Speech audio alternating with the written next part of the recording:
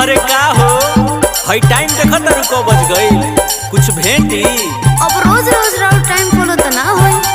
Follow? अरे English बोले लगली रे। तो ऐसन वैसन घर के बुझले बनी का? अरे तो कैसनो घर के आइल बड़ी तो खाना ना बनेबी। ठीक ठीक अब ये सुनही के रहे मन हम खाली खाना बनावे खातिर आइल बनी नु।